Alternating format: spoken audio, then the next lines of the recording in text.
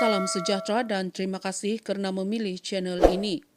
Kunjungan yang di-Pertuan Agong Al-Sultan Abdullah Riayatuddin Al-Mustafa Billah Shah dan Raja Permaisuri Agong Tunku Aziza Aminah Maimunah Iskandaria menerusi kembara Kenali Borneo bagi edisi Sabah berakhir pada hari Khamis.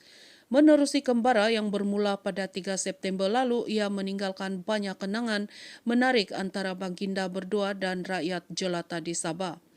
Menerusi banyak perkongsian di media sosial, ramai berkongsi momen-momen menarik dan melucukan ketika mereka bersua muka dengan raja berjiwa rakyat itu. Menariknya perkara itu turut disedari Seri Paduka Mala Baginda turut menyentuh mengenai hal berkenaan menerusi titanya. Saya terharu apabila anak muda panggil saya Paci Agung, ada juga yang panggil saya Abang Agung, ada juga panggil Gong Gong Gong, sekurang-kurangnya itu menghiburkan saya. Raja Permaisuri Agung dipanggil dengan Datin Permaisuri, ada puji-pujian kepada isteri saya, oh cantik sekali.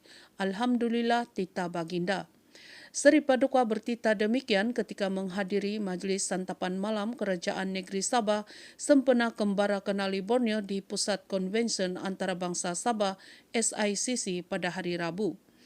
Tita Seri Paduka itu merujuk kepada rakaman mencuit hati yang dikongsikan di media sosial ketika baginda bertemu rakyat. Dapat dilihat keterujaan rakyat Sabah yang setia menunggu di tepi jalanan dan lokasi-lokasi kembara untuk bergambar dan bersalaman dengan Seri Paduka dan Permaisuri. Susulan tita Seri Paduka itu, rakyat Sabah sempat memohon ampun kerana tidak mengikut protokol yang sepatutnya apabila menghadap Yang di-Pertuan Agong. Ampunkan kami Tuanku dan Raja Permaisuri Agung. Rakyat Sabah terlalu teruja bertemu Tuanku dan Permaisuri. Semoga perjalanan Tuanku dan rombongan sentiasa dalam lindungannya. Tulis portal atas talian Sabah Info.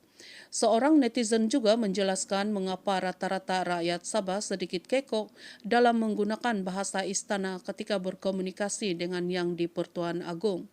Sabah merupakan negeri yang tidak mempunyai sultan.